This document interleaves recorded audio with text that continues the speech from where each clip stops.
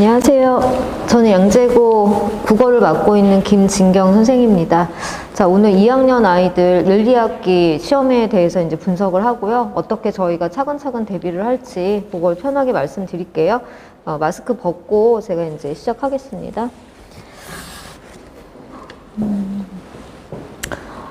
양재구가 1년 동안 이제 국어를 시험을 보면서 어머니들이 보셨겠지만 그 국어가 만만한 학교가 아니에요. 그래서 어머니들이 이제 상위권 아이들 같은 경우에 내신 따려고 왔는데 국어 때문에 발등시켰다 막 이렇게 말씀을 하시잖아요.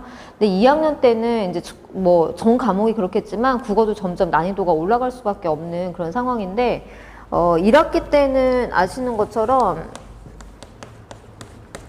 1학기에는 문학을 할 거예요. 그래서 요거는 변함이 없어요. 그런데 작년 말고 재작년에는 2학기에 엄매를 했어요. 문법을 했는데 작년부터는 다시 바꿔서 독서가 들어갔어요. 그런데 이게 맞죠. 왜냐하면 수능에서 이제 화작하고 엄매를 선택사항이다 보니까 선택을 넣을 수가 없잖아요. 그래서 거의 모든 학교들이 1학기는 문학, 2학기는 독서로 이제 바뀌었고요. 자, 이 중에서 아이들이 좀 많이 부담스러워하는 게 독서예요. 왜냐면 문학은 저희가 1학년 때도 이제 그 문학 작품을 통해서 많이 노출이 됐었잖아요. 그 다음에 양재고 같은 경우에 외부 작품들이 들어오니까 1학년 때 그 내신 시험 대비하면서 이제 외부 작품도 하고 막 이랬단 말이죠. 근데 비문학에 노출된 적이 없으니 이제 아이들이 좀 걱정을 많이 하는데, 그래서 방학 때 이제 수업을 진행할 때 독서를 비문학을 어떻게 공부해야 할까요? 라고 말을 하는데 저의 답은 그거예요. 내신은 내신답게 내신 때 하면 된다. 그래서 비문학은 내신과 수능을 떠나서 이제 꾸준히 해야 되는 파트거든요. 그래서 뭐 비문학 독해법을 알려준다고 해서 딱 그걸 들을 때는 와 정말 신세계다라고 얘기를 했는데, 자기네가 독해하는 법이 있어요. 이제까지 고정돼 있던. 그러니까 독해법을 선생님들이 알려주셔도 그거를 얼마나 쓰느냐, 그렇게 많이 그걸 적용하지는 못해요. 그래서 이거는 그 비문학 독해는 좀 시간을 갖고 단락별로 이제 그 요약을 하거나 또는 접속사를 어떻게 읽어야 되는지, 그 다음에 저 같은 경우엔 비문학 독해는 밑줄치기라고 생각을 하거든요. 그래서 밑줄을 어디다가 적정한 곳에 어떻게 치느냐, 이것부터 이제 훈련을 시켜요. 그러면 이제 하다 보면 지문을 읽는 그 눈이 트이는데, 어쨌든 내신은 내신답게 비문학을 2학기 때 가서 이제 내신 부분, 그 다음에 들어오는 그 범위 안에서 이제 해결을 하면 됩니다.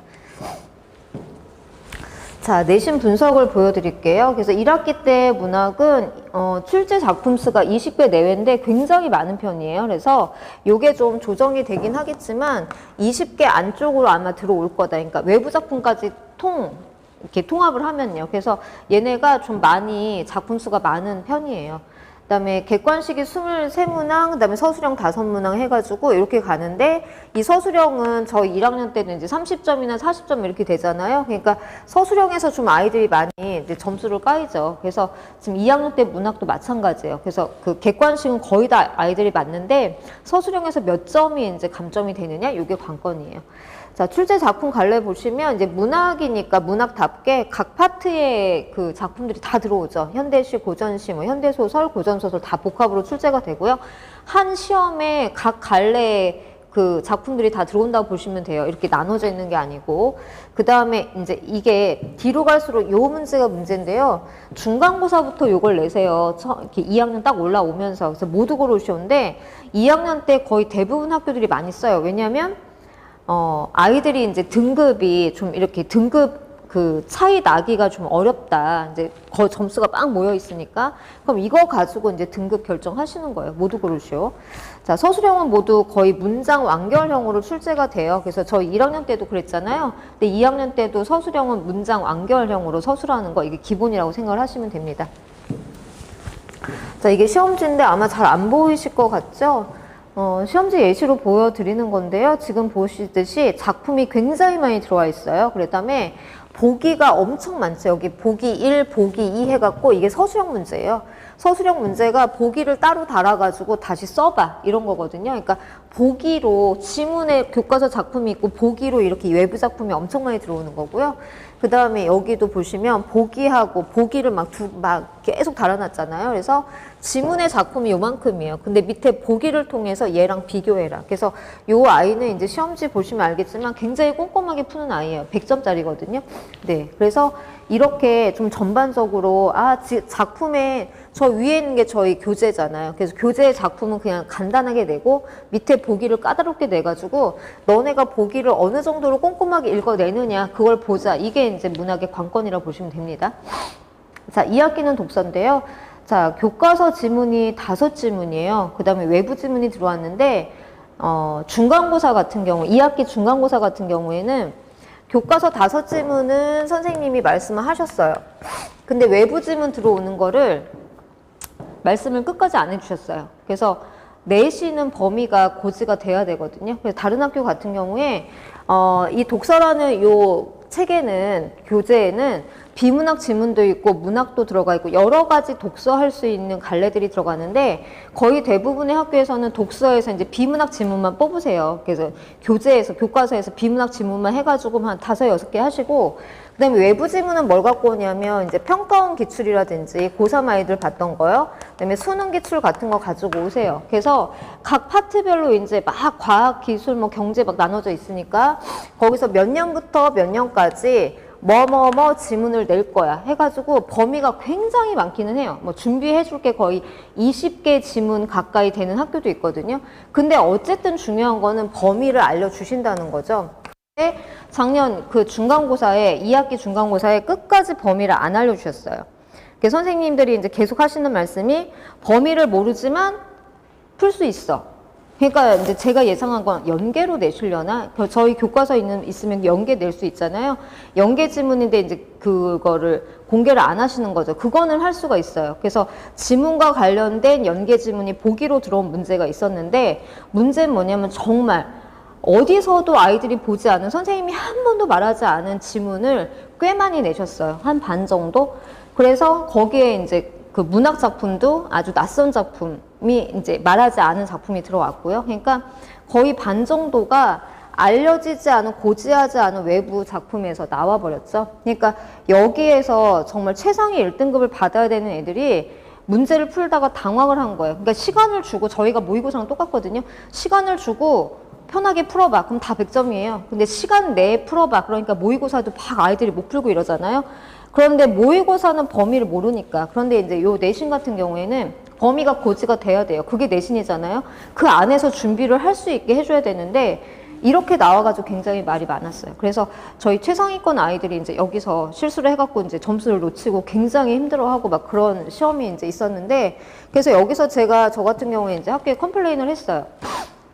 내신은 범위가 고지가 되는 게 기본이다. 나는 그렇게 알고 있고 그 다음에 이제 그 기말고사에도 이렇게 고지가 안 되면 이제 이거는 큰 문제다라고 분명히 학교에 말씀을 드렸고 자 그거를 통해서 기말고사에는 교과서 내에서 그 기말고사는 아예 교과서를 안 쓰시려고 했어요. 아이들한테 계속 교과서 안 써. 근데 외부 작품인데 뭐 몇 개만 얘기해주고 중간고사처럼 낼 거야라고 하셨는데 이제 제가 몇 번을 통해서 이제 컴플레인하고 해가지고 교과서에서만 이제 기말고사는 그 범위가 나왔어요. 그게 너무 다행이었죠. 그래서 저는 내신은 아이들이 준비를 열심히 하잖아요. 한 2달 동안 열심히 하는데 그 안에서 정말 아이들이 알고 준비한 만큼 나와야 된다고 생각을 해요.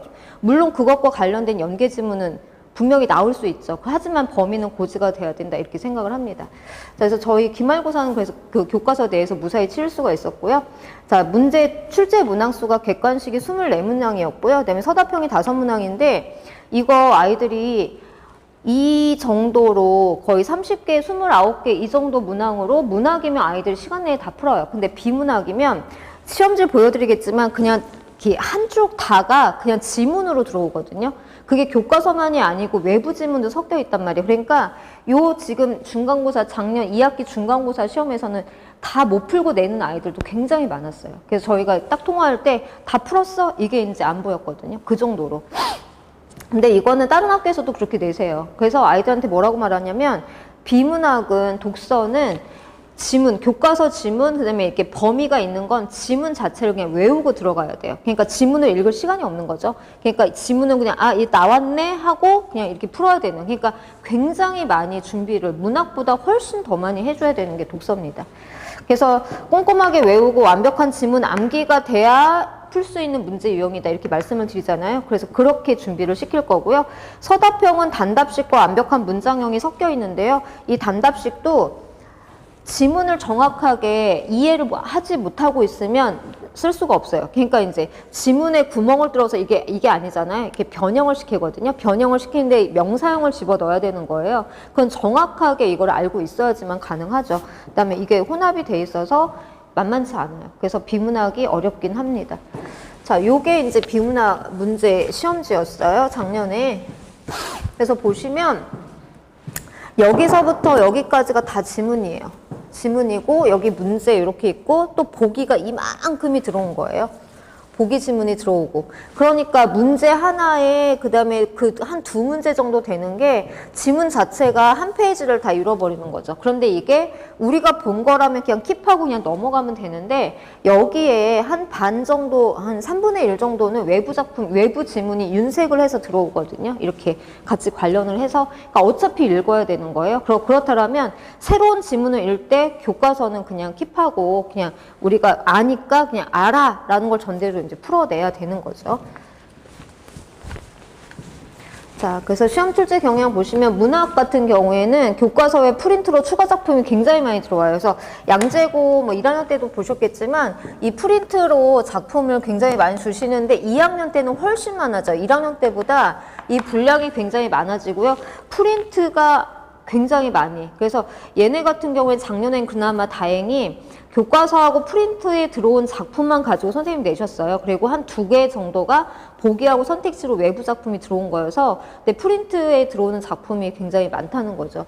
그 다음에 보기 유형 문제 외부 작품이 들어오는데요. 자, 보기에다가 이제 좀 전에 말씀드렸듯이 외부 작품을 지금 실어 놓으시는 거예요. 보기에다가 이제 딱. 그 다음에 모두 고르시오 문제가 많이 출제가 돼서 이게 등급 결정 요소예요. 그래서 요거 같은 경우에는 아이들이 알면서도 만약에 모두 고르시오가 2개가 나오는 게 아니고 이것도 나오지만 몇 개까지 나오냐면 3개까지 나와요. 3개가 거의 3문제까지 나오거든요. 이게 작년에 요거 때문에 애들이 등급 결정이었어요. 그래서 여기까지는 그래도 고르는데 3개를 고르는 건 굉장히 어렵거든요. 알면서도 이제 이거 고를까 말까 막 이렇게 고민을 하기 때문에 여기서 등급 결정을 합니다. 그 다음에 서술형은 굉장히 세부 조건이 많이 따라와요. 그래서 조건으로, 이 조건 유형으로 많이 조건을 굉장히 다닥다닥 붙여 놓으시는 거죠. 그래서 여기에서 조건 하나만 이제 없어져도 그냥 감점인 그런 상황이에요.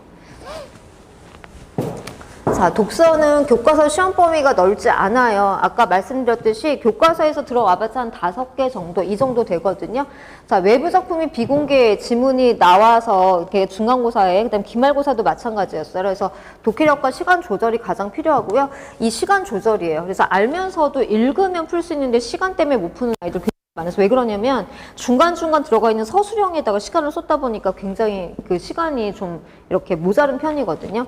자, 그래서 어떻게 해야 되냐면 교과서 지문을 완벽하게 숙지를 해야 돼요. 말씀드린 것처럼 교과서 지문 다 외우고 들어가게 할 거예요. 그래서 제가 그 준비하는 자료를 좀 이따 보여드릴 텐데요. 그렇게 하면 안 외울 수가 없어요. 그리고 보기 유형이 많아서 시간이 오래 걸리는 그런 유형이고요. 서답형은 완벽한 문장으로 서술하는 게 이제 얘네 학교의 이제 출제 경향입니다. 자, 시험 대비 방법 보여드리면요. 자, 100점 포인트예요. 저희가 문학하고 특히 문학 같은 경우에는 100점이 나와야 되거든요. 작년에 독서 같은 경우에는 굉장히 점수대가 낮았어요. 그래서 뭐 80점대, 90점대 초반, 90점대 한 초반만 돼도 1등급이 떴던 그런 시험들이었거든요. 굉장히 어려웠죠. 근데 문학 같은 경우에는 100점이에요. 그래서 어쨌든 문학이 됐건 독서가 됐건 간에 저희가 1등급을 받기 위해서는 이 3가지예요. 내신에서 확실한 개념과 반복과 집중이거든요. 그래서 반복은 이제 제가 어머니들 아시겠지만 굉장히 많은 횟수에 걸쳐가지고 계속 정리 들어가고 뭐 여러 번 반복하고 이렇게 해주는 거거든요. 이거 제가 다 아이들 시키는 겁니다. 8회에 걸쳐서 들어가요. 자, 시험 대비는 이제 진도, 문학 같은 경우에는 거의 그 전에 냈던, 출판사가 바뀌지 않는 한 전에 냈던 그 진도에서 많이 벗어나지 않기 때문에 예상 진도 잡아서 빨리 나갈 거예요. 그래서 1차 진도 쫙 빼고 그러면 한 학교에선 3분의 1 정도 나가 계실 거예요. 그러면서 제가 다시 2번째 반복할 때 프린트하고 그 다음에 이제 학교에서 추가 이제 필기한 것들이 들어옵니다. 그러면 그걸 바탕으로 해서 2번째 이제 내용 정리가 들어가면서 2번째 단계 문제풀이가 들어갈 거예요. 자, 3차는 심화 문제 및 외부 작품 정리 들어갈 거고 외부 작품은 보기로 한 한 두세 개 들어오지만 그것도 안 보면 아이들이 틀리기 때문에 저희가 100점이잖아요. 그래서 외부 작품까지 꼼꼼하게 다 정리를 할 겁니다. 그 다음에 수능 평가원 교육청 문제풀이 다 하는 거고요. 빈칸 채우기 해가지고 내용 전범위 다 정리 들어가죠. 당연히. 빈칸 채우기 굉장히 중요하거든요. 그 다음에 심화 문제로 이제 최종 점검하는 거죠. 이런 식으로 8회에 걸쳐서 시험이 내신 대비가 될 거고요. 자, 문제풀이도 문학 같은 경우에는 교사형 문제 여기서부터 이제 들어갈 거예요. 얘네들도 다 문제 들어가가지고 자습서 평가 문제집도 1단계 문제로 해갖고 교사형 문제하고 1단계로 들어갈 거고요. 그 다음에 2단계는 이제 다른 자습서의 문제들 들어갈 거고 3단계가 모의고사 수능 기출이에요. 그래서 점점점 단계를 높여가는 거죠. 그 다음에 4단계가 기출문제죠. 다른 학교의 기출문제. 그러니까 양재고 말고 다른 학교 기출까지도 긁어서 봅니다. 그래서 지금 독서 같은 경우에는 작년에 어떻게 했냐면 독서로 된 지가 작년이 처음이에요. 그러니까 다른 학교도 마찬가지거든요. 자료가 없어요. 그래서 교사용 자료도 굉장히 미비하고요. 이 독서라는 요 자체가 자료가 없기 때문에 어디를 긁어도 자료가 없어요. 그래서 모든 출판사에 이 주변에서 쓰는 5종의 그 독서의 출판사의 작품들을 싹 다 제가 다 긁어서 보고 그다음 거의 이제 얘랑 비슷한 걸 가져다가 이제 아이들한테 풀리고 했는데 중간고사에서 외부 지문이 나왔어요. 독서. 근데 그 외부 지문이 저희가 본 교과서에 제가 긁어온 교과서에서 똑같이 나왔었어요. 그래서 아이들이 굉장히 선생님 이거 보자마자 소름 끼쳤어요. 막 그랬거든요. 그러니까 선생님들도 내시는 게 한계가 있기 때문에 선생님들이 보시는 자료 내가 다 보겠다. 너희들한테 다 대한민국에서 있는 문제 다 보여줄게. 이거거든요. 그럼 빠져나갈 구멍이 없기 때문에 그래서 싹 다 긁어서 이제 준비를 해줬었어요. 자, 그 다음에 요거는 문학 개념 테스트인데요. 자, 개념 테스트는 아시듯이 OX 문제예요. 이거 아이들이 이제 공포에 떠는 문제들인데 아이들을 그 숙제로 내준 거 OX로 만드는 거 이제 어머니들 아실 거예요. 아시는 분은 아실 텐데 요거 가지고 선택지 가지고 그대로 문제로 만들어서 OX를 붙여버리는 거예요. 그래서 시험 때는 이거만큼 아이들 허점을 발견해내는 거 가장 좋은 게 이거예요. 그래서 개념 잡아주는 것도 굉장히 좋고요. 그래서 1, 2, 3, 4, 5번 다 보고 아이들이 문제 풀지 않거든요. 그 습관을 잡아주는 거예요. 그래서 문학 같은 경우 1학년 때보다 2학년 때 문학 같은 경우에는 여기에 말장난이 굉장히 많이 들어와요. 선택지 하나에 조건이 3개씩 막 2개씩 들어가거든요. 그거를 끊어서 보게 하는 연습을 시키는 거예요. 아까 제가 보여드렸던 그 시험지 있잖아요. 거기에 보면 수없이 다 밑줄이 쳐 있고 동그라미 이게 연습이에요. 그래서 그거를 할 수 있는 게 바로 OX입니다. 그래서 내가 숙제할 때 보지 않았던 못 보았던 그런 부분을 다 문제로 풀어서 OX 달아버리면 애들이 그제서야 이 선택지를 보게 되거든요. 그러면서 아 이런 내용도 있었구나. 이 작품에 이런 선택지가 들어올 수 있었구나. 이거를 확인하는 거고요. 중요한 것들을 반복시키면 이게 누적이거든요. 반복시키면서 중요한 개념들을 다시 한번 외우게 하는 방법이에요. 자, 핵심 내용 정리입니다. 문학은 이제 빈칸 뚫어서 나가게 되는데요. 이게 이제 정리 자료가 제가 정리한 자료가 나가게 되고 아이들한테 처음에는 이제 원본이 완성본이 나가요. 그 다음에 외워라 해놓고 정말 외웠는지 확인해야 되니까 빈칸을 뚫어가지고 계속 확인을 하는 거예요. 그래서 2차, 3차에 걸쳐가지고 이걸 확인하는데 뒤로 갈수록 빈칸은 다 뚫려 있어요. 그 직전 대비에 아이들이 쓰는 걸 확인할 거거든요. 이거 다 뚫려 있어요. 여기 다 빈칸이라고 생각하시면 돼요. 여기를 다 외우고 이제 들어가면 100점인 거예요. 서술형도 완벽하게 쓸 수가 있죠. 자, 그 다음에 이제 비문학, 2학기 때 저희 비문학 이제 자료예요. 그래서 비문학 핵심 내용 정리 들어가는데, 자, 비문학도 갈래, 그 다음에 성격, 제재, 주제 다 외워야 되거든요.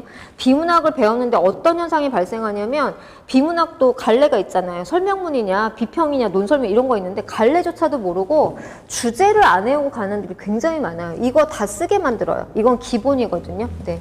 그래서 핵심 정리 자료 나갈 거고요. 이것도 원본, 다 채워서 나갔다가 점점점 빈칸 뚫어서 가는 거예요. 그 다음에 제가 이제 아이들한테 테스트 보는 건데 문학은 OX로 해가지고 봤잖아요. 자, 비문학 핵심 테스트도 여기 같은 경우에 다 그냥 그 서술형이에요. 객관식이 없이 그냥 서술형으로 뚫어가지고 일단은 내용이 숙지가 됐는지를 봐야 돼요. 자, 지문을 다 외우고 들어가야 되거든요. 그래서 자, 여기에 밑줄 쳐져 있는 거 이제 이런 거 제가 중요하다 생각하는 것들을 밑줄 쳐가지고 문제를 만들어 버린 거거든요. 그래서 숙제로는 객관식 문제가 당연히 나가요. 그런데 그걸 가지고 그 안에서 중요한 것들을 제가 서술형으로 만들어 버리는 거예요. 자, 그 다음에 비문학 지문 파헤치기인데 아이들이 가장 좋아하는 자료가 바로 이겁니다. 그 아이들이 선생님 그거 또 주세요. 이거 가져가서 저희가 요것도 한 3번 정도 이렇게 반복을 시키거든요. 근데 요거를 따로 아이들이 저 이제까지 했던 거 뭐 더 받고 싶어요. 그날 가면서 이거 3개 더 복사해 주세요 하는 자료가 바로 이거거든요. 뭐냐면 제가 교과서를 가져다 손수 만든 자료예요. 여기에 빈칸이 뚫어져 있잖아요. 이걸 다 채워 넣어야 되는 거죠. 그래서 접속사 또는 앞에 지시하는 내용 이런 걸 싹 다 들어가는 거예요. 그래서 A와 같은 사람의 생각을 뭐라고 하냐. B에 들어갈 말을 써라. 접속어를 써라. 이 접속사가 굉장히 중요하거든요. 왜냐하면 문단 간의 관계를 보여주기 때문에 이걸 파악하고 있다는 건 문단을 볼 수 있다는 거예요. 글의 구조를. 그래서 이거 계속 들어갑니다. 네. 그래서 교과서 지문 다 하나하나 다 뜯어가지고 다 만든 거예요. 그래서 자료가 없어요. 독서 자료가 시중에 나온 자료는 정말 적고요. 아이들한테 풀릴 수 있는 것도 한계가 있어요. 근데 이거는 제가 옛날부터 독서를 할 때부터 이제 썼던 방법인데 이거 굉장히 효과 많이 봤어요. 애들도 굉장히 좋아하고요. 쓸 때는 정말 끙끙거리면서 써요. 처음에는 책 찾아보고 해. 그러다가 이거 갖고 테스트하고 수제 내주고 하는데 가장 좋은 방법이에요. 그래서 어디서도 이런 자료를 받을 수가 없었어요. 이 주변 학원에서 이런 자료 주는 선생님 안 계세요. 그래서 나중에는 아이들이 자료 보고도 많이 이렇게 저한테로 왔던 그런 자료입니다. 이렇게 지문을 다 외우게 할 거예요. 빈칸 뚫리신 거 보이시죠? 그래서 기억에 들어갈 말, 니은에 들어갈 말, 이어절로서, 디귿에, 리을에 다 핵심 단어들 뚫어가지고 네가 알 수 있느냐를 보여주는 거죠. 자, 수업 구성이고요. 수업은 저희 기존에 해왔듯이 3시간으로 구성이 됩니다. 그래서 지금 앞에서는 내신이기 때문에 이 테스트가 좀 많이 중점적으로 많이 들어갈 거예요. 그래서 숙제 점검은 당연히 질의응답하고 요거는 굉장히 제가 중요시하는 거기 때문에 숙제는 굉장히 꼼꼼하게 볼 거고요. 아이들이 테스트 푸는 동안 자 질의응답 먼저 받고 테스트 하는 동안 숙제 점검하는데 이 숙제 점검은 굉장히 시험 때는 굉장히 아이들이 선생님 왜 그래요 할 정도로 굉장히 꼼꼼하게 하는 부분이에요. 그래서 안 됐으면 남겨가지고 다 완료시키고 그 다음에 추가 자료 받을 사람 한 번 더 받아가 막 이러거든요. 그러니까 옆에 아이들이 그 양재고 아이들은요 되게 신기하게 여기서부터 앉아. 이 교탁 옆에 앉는 애들이 없는데 여기가 쟁탈전이 벌어져요. 그 정도로 막 이렇게 공부에 대한 열의가 있는 아이들인데 그 아이들이 이제 수업 끝나면서 선생님 저 오늘 했던 거 다시 한번 몇 부, 뭐 3부 주세요. 막 이러면 아이들이 서로 경쟁이 붙죠. 그래서 굉장히 열심히 해요. 그래서 제가 이제까지 오랫동안 양재고를 해왔지만 봐왔던 양재고 아이들은 굉장히 열심히 하는 아이들이거든요. 그러니까 대학도 잘 가고요. 자, 수업 이렇게 들어가고 그다음에 수업 끝나고 나서는 제시하고 질문 받고 추가 자료 이런 거 있으면 여기에서 다 해결하고 갑니다. 그래서 거의 하루에 3시간에 거의 뭐 한 조금 오버된다면 3시간 반 정도죠. 여기에서 다 맞추고 갈 거예요. 그래서 다른 날 부르는 건 정말 심각하지 않은 이상은 부르지 않고요. 왜냐면 여기에서 다 마무리. 애들이 시간이 없기 때문에 그래서 최대한 여기에서 마무리할 수 있게 수업을 탄탄하게 구성해서 끌고 갈 겁니다. 자, 수업 시간표는 양재고는 저희 2학년 일요일날 6시부터 수업이고요. 요 9시는 9시 좀 오버된다고 생각하시면 되고 개강일은 첫 주에 3월 6일날 바로 개강을 해서 진도가 바로 들어갈 겁니다. 그래서 이제까지 양재고 아이들 이제 믿고 맡겨 주셔서 제가 그동안